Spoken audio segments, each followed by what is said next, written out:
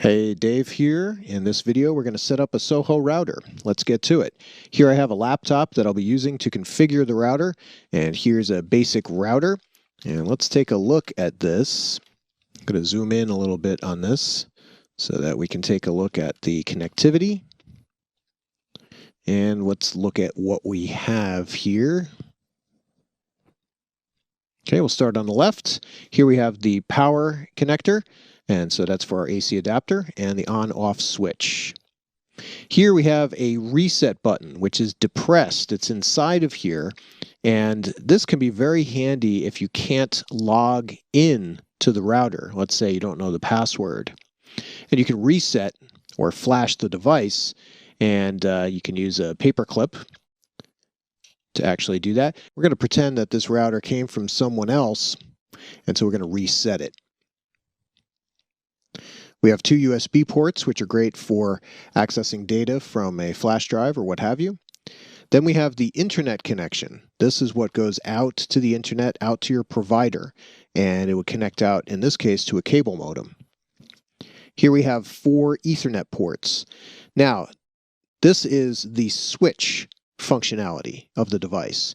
The whole device, we usually call this a router. But this right here is the switch portion of it, where you can connect 4 computers, or you could connect out to another switch and get even more connectivity. And here we have the WPS button for easy connectivity, but generally we try not to go with this. It can be a security vulnerability, so generally we'll stay away from this, and I'll show how to deactivate that on a SOHO device in another video. And we have our antennas here as well. So we could do wireless connectivity as well as wired. All right. So how do we set it up? Well, physically, it's pretty easy. We want to connect our cables. And so what we're going to do is we're going to connect the laptop physically to the router on one of the switch ports. And the router has to connect to the cable modem. So let's take a look. We have an older cable modem here. Okay, and so this is the power connector, and we have 2 ports of note. Here we have the coax port, which you could call RG6 or an F connector. And here we have the RJ45 port for the connection to the router. This goes out to the provider, this goes to the router. So you would need to have a coax cable with an F connector, and that screws on to this. That's how you do it with a cable modem or with a TV. Standard stuff. If you have a DVR box or whatever, if you have cable TV or cable internet, this is what you're using. It's an RG6 cable with an F connector on the end. And again, the other end, RJ45 patch cable right to the router. Now I'm not going to connect to that particular cable modem. I'm going to use a newer one that I actually have set up, but that's going to connect from here. And then the cable modem that I have will connect out to the ISP. All right, so let's start wiring this up. Okay, so we have a patch cable here. Basic twisted pair patch cable with 2 RJ45 ends. It's a straight through cable. We're going to connect one end to the router and the other end to our cable modem. So one end to the internet port. And again, the other end would normally go here. So I'm going to connect this to the actual cable modem now. Okay, so we've connected that up, and the cable modem is connected to the RG6 coax connector from the provider. I have another patch cable here. Another standard Ethernet twisted pair patch cable. Going to connect one end to the laptop. And we've got a connector here. Nice port, RJ45 port. Some laptops don't have them, but a lot of them still do. So that's a good thing, because I want to be able to configure this guy in a wired fashion. And we'll connect the other end to the switch portion of the router. Doesn't matter which port. I'll just use port 1. Doesn't really make a difference though. And the thing about it is this, quite often you'll need an update on the device. So what I like to do is I like to connect in a wired fashion from the laptop. That'll take care of the configuration of the device, but the laptop also has wireless connectivity to an actual network, so I can download what I need as far as updates through that wireless connection. Then we'll connect our power for the router. And I'm going to boot it up. Now after I boot it up, once it turns on, you'll see all the lights turning on the front. And we'll give that a moment, and then what we want to do is do a reset. Now in some cases you have to press the button and hold the reset. In some cases you have to reset it just while it's running. Either way, you'd use a paperclip or similar tool to press in there. And you might have heard that click. You'll hear and feel a click when you actually get it in there. And you may have to hold it for 5 seconds, 10 seconds, depends on the device. And you'll see the lights actually change. And if we look on the front here as I do this, you can see the power button blinking. And if we let go, that should reset it. Okay, so the router has rebooted, and I believe it has reset. Previously, these wireless icons were off. Now they're on. So I have a good feeling that this did reset. Again, different ways to do it. Sometimes you have to hold the power button depending on some devices and press the reset switch. You might have to press the reset switch for 10 seconds or even longer. So it depends on the device. So you want to check the documentation on that. It'll be different from one manufacturer to the next. But it looks like this did indeed reset. Have that trusty paper clip with you. Or the little pin that they give you with a mobile device, newer mobile devices, to open up a slide tray. So what I want to do now is I want to configure this guy from the laptop. So let's move over to the laptop now. Okay, so this is the Windows 10 Pro laptop that we fixed in a previous video. And so what we want to do is we want to configure this through the wired connection. Okay, and so if we take a look here, if we right-click on the network icon down here, little computer icon, and go to Open Network and Internet Settings, we'll see our various settings here for Wi-Fi and also for Ethernet. So I want to go to Ethernet, that wired connection. And we see we are connected to a network right now. I'm going to modify that. Now you could get away with having this set up as DHCP, grab the IP address from the router. You know, that's fine. And even when it resets to the new IP network that we're going to set up, you could do it through DHCP. But I wanted to show how to do that with a static connection from the laptop. As a tech, as an admin, it's a good idea to know how to do this. Okay, so what we do here is we'd go to Change Adapter Options. And here we see our connections. Here's our Ethernet connection. That's the wired connection. We'll right-click on that, go to Properties, and from the Ethernet Properties, we want to change the TCP/IP version 4, the Internet Protocol 4 information. Now let's take a look at it right now. Let's go to the command prompt, and we'll do an IP config, and we'll take a look. Well, that Ethernet adapter is getting an IP address automatically from that router. From that SOHO router, right? This guy is handing out the IP to the laptop. I can tell it's default 192.168.0, and this guy's getting 113. Because the default IP on the LAN side for a device like this is 192.168.0.1. Right? We also have a Wi-Fi connection.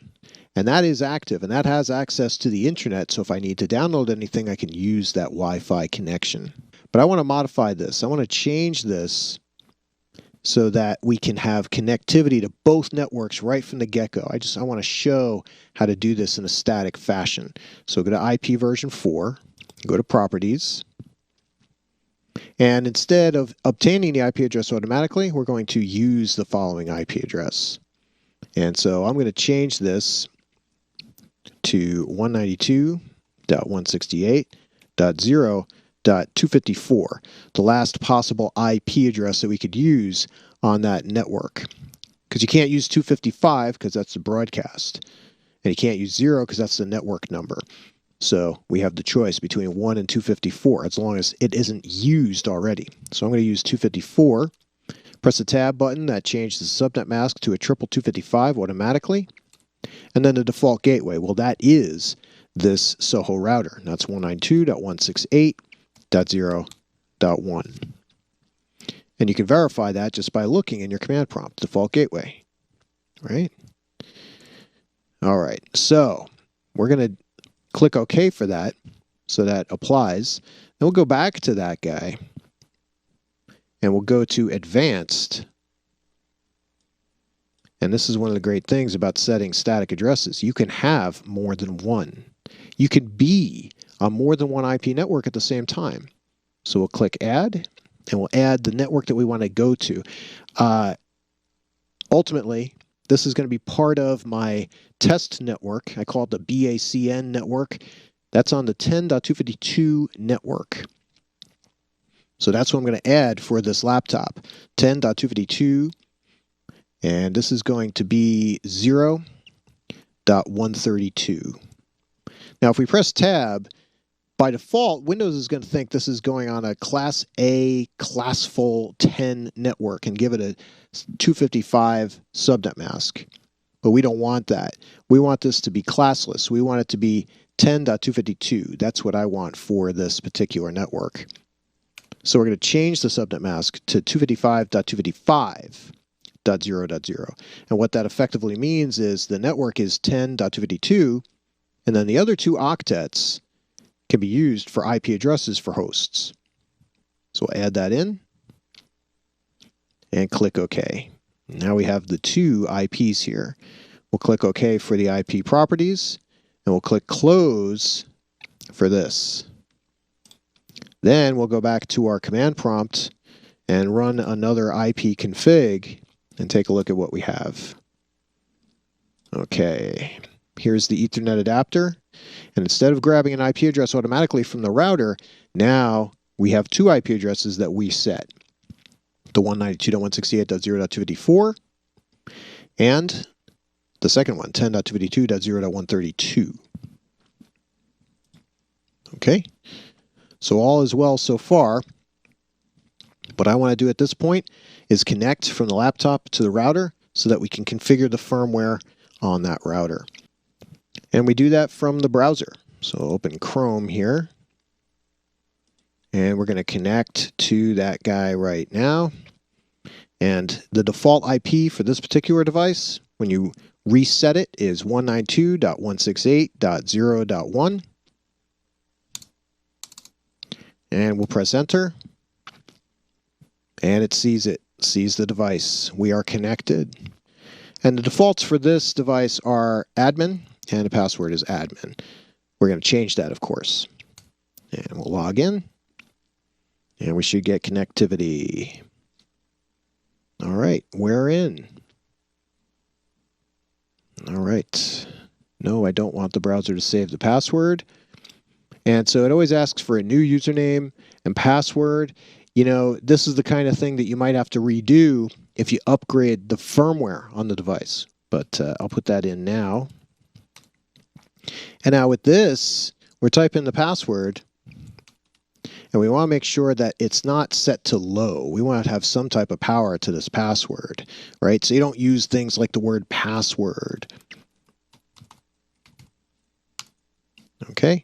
And make sure you get something powerful in there that has uppercase and lowercase letters, numbers, special characters. And then confirm it.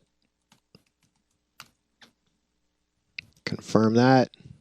We enter that in.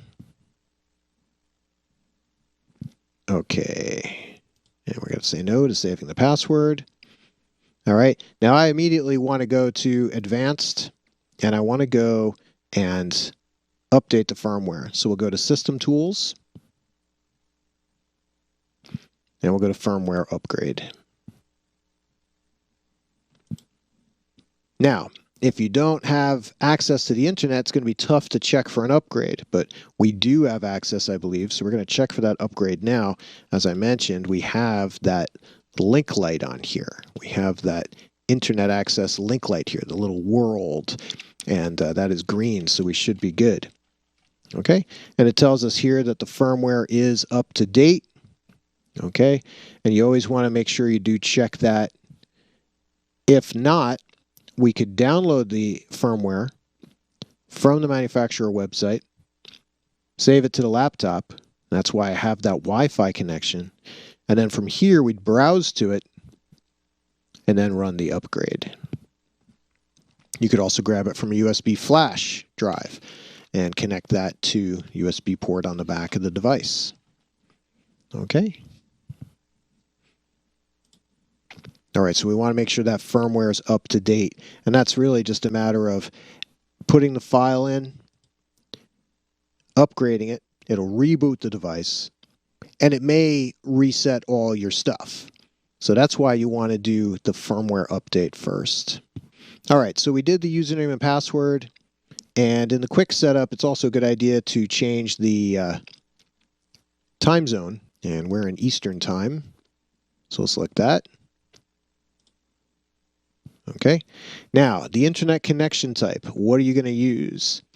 Well, generally you set it to dynamic IP, which means that this device connects out by the RJ45 patch cable from the internet connection, goes out to the cable modem, goes out to your ISP, grabs the IP address automatically and all the supporting IP information. But again, that's too easy, so we're going to set it up as static. Okay, we're going to set that up as static. But we're going to go and do this from the advanced section. So we're going to go directly to advanced and set all this information ourselves. And so the first part I want to do is the local area network. I want to get that local area network set up first. And again, you could do this. You could do this step by step with the simple setup if you want to. But as you go through these types of things, you're going to see that you're going to have more complicated setups that you want to do in your order. So I want to set up this LAN, the switched LAN setup first. By default, this device is at 192.168.0.1. And we said we don't want that. We want this device to be on the 10.252 network. And the specific IP that I've selected for this device is 10.252.0.101. And the subnet mask has to be a double 255.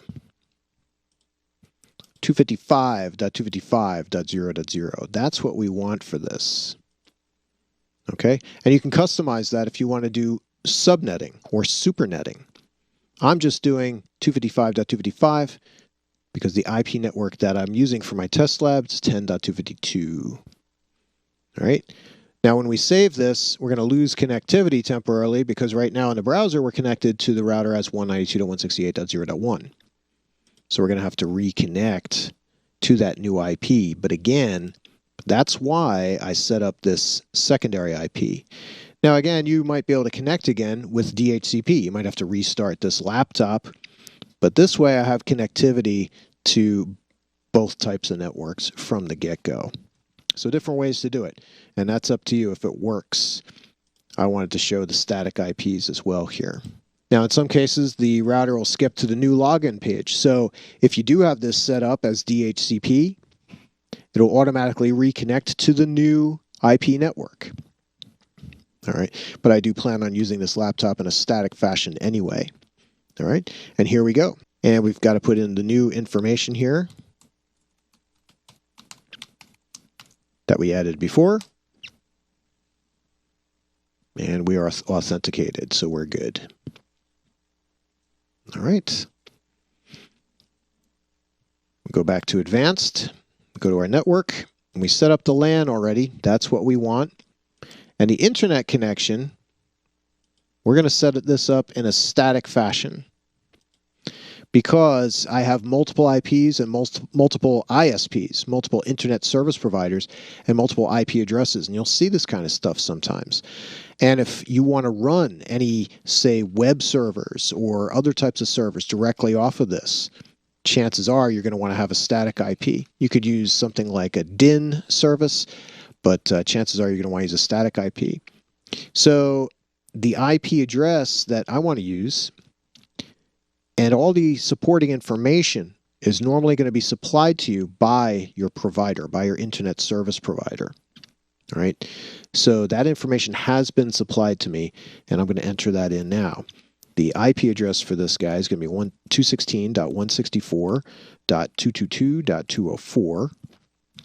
The subnet mask is 255.255.255.248. So we have our own little subnet here and block of IP addresses that I've been given, that I've asked for and pay for and have been given. Okay. Gateway address. That's going to be, it's kind of like, okay, this laptop looks at this device as the gateway out to the internet, but this has to look for the gateway at the ISP, which will normally be on the same IP network on this WAN side here, on this public side.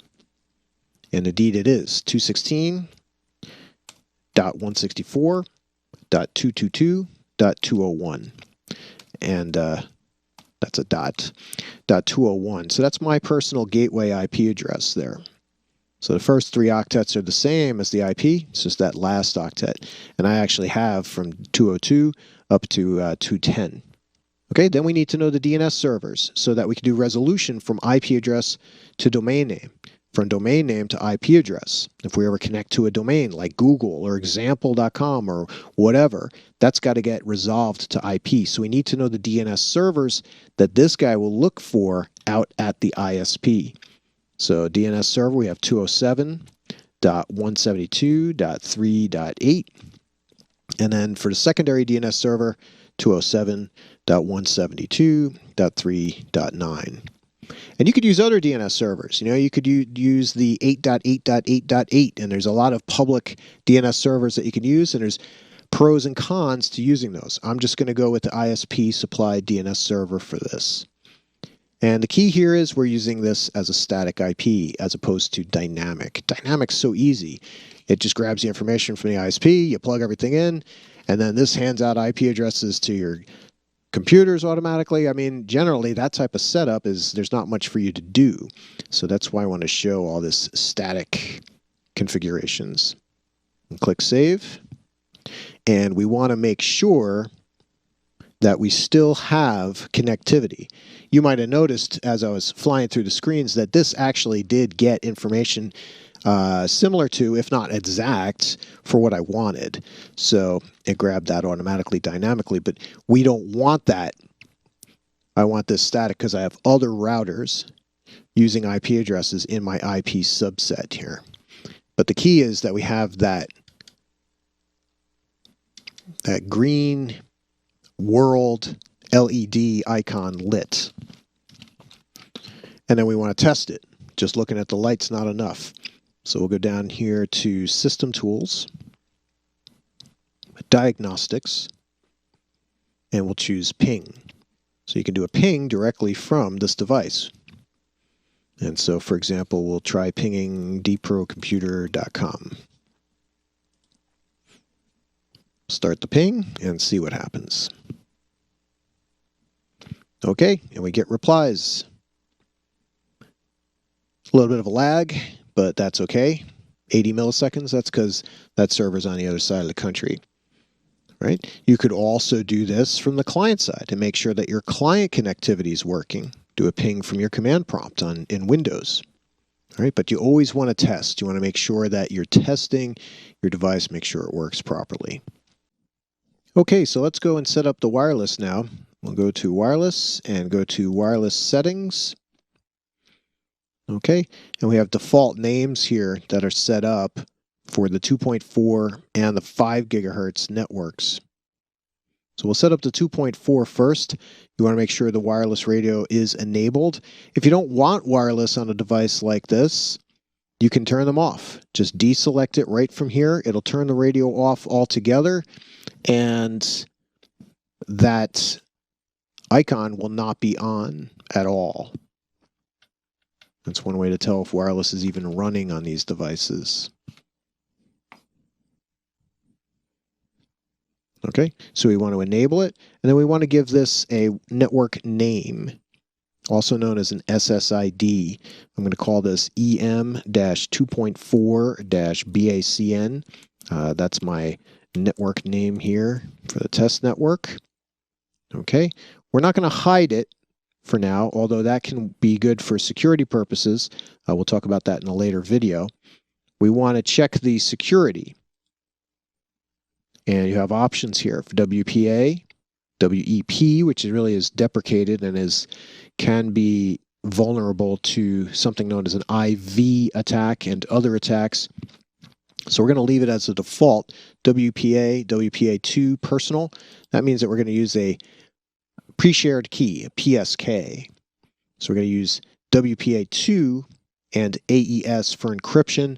Those are the best methods, really, as of the recording of this video. And then you want to select yourself a password, and you want it to be a strong password.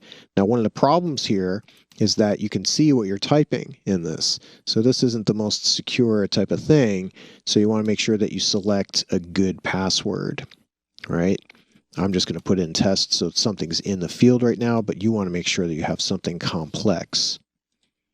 Okay, the mode that we're using, you want to select the option that works best for you. You might want to just use one type of connection. I'm going to leave it as mixed mode. And then you want to select the channel.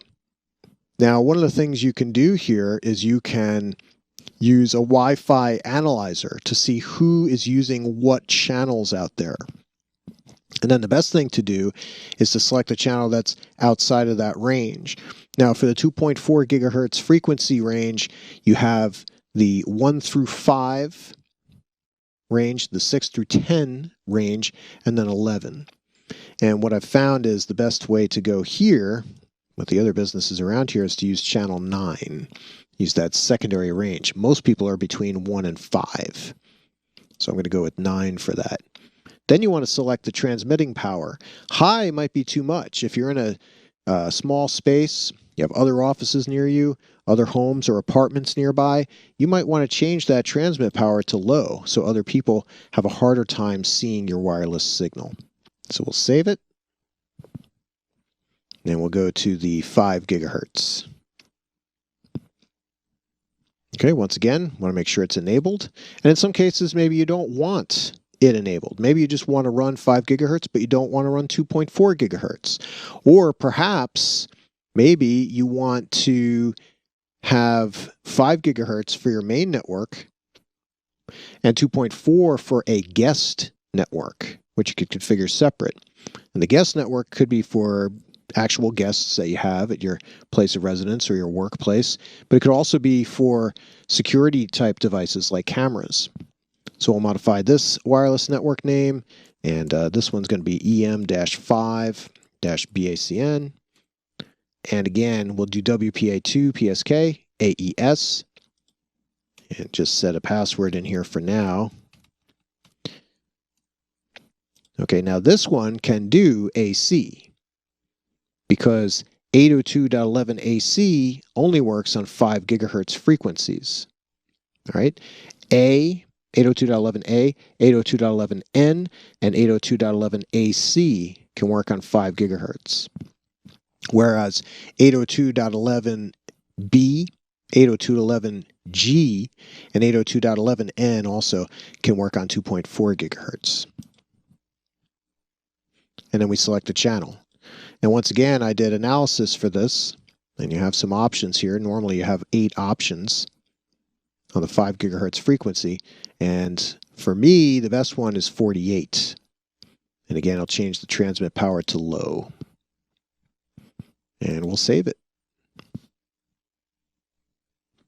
Okay, it is saved. That is everything. Now, at this point, a good thing to do is to back up this configuration. So we'll go to System Tools, Backup and Restore. And then we can back up this and save a copy of these settings, and that'll save that as a file automatically to your download section in Windows.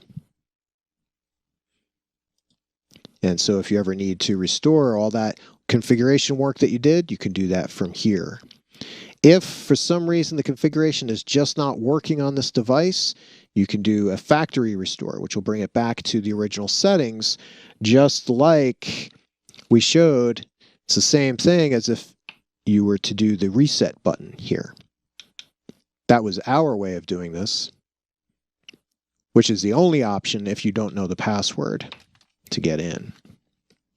So that's it. We have the laptop configured. And again, like I said, the laptop could have been configured in a DHCP fashion. Would have worked great on that wired connection. You could even try doing it with a wireless connection. But again, I like to, especially if I'm going to set up other IP networks, I like to set it up in a static fashion on the laptop, like we showed here. And have those multiple IPs for the IP networks. All right, and then utilize that wireless connection for anything that I might need to download, or manuals that I might need to look at, or things that I might need to look up, like the defaults. What's the default IP for a particular device by a manufacturer? What's the default logins? That way you have that on your laptop there. Make use of the wireless connection and the wired connections in that manner. If you ever need an upgrade, chances are it'll show you that in the upper right-hand side here. But at this point, everything is good. If we look at our status, everything is good here. Our wireless is up and running for both the 2.4 and the 5 gigahertz. And we see that with the icons on here as well. We also have wired connectivity on the LAN. Okay, we didn't configure a guest network yet, but that's pretty easy to do. And you can connect USB devices as well. So everything looks good. We're good to go on this. And the last test is to test it from the laptop. And so, for example, we could do a ping to another one of my domains. Okay. Make sure we get replies from there. I'm going to break out of that. And you want to make sure that works for the wireless connection and the wired connections. All right. So that's about it. That's about it for this video. Hope you learned something from it. And again, try to think going a little bit past just doing all the automatic stuff and all the dynamic, the DHCP. Think about going static and learn how to do that. Connecting from the router to the ISP and also connecting from the laptop to the router. You'll learn a lot about the whole process and how it works. And that's about it for this video.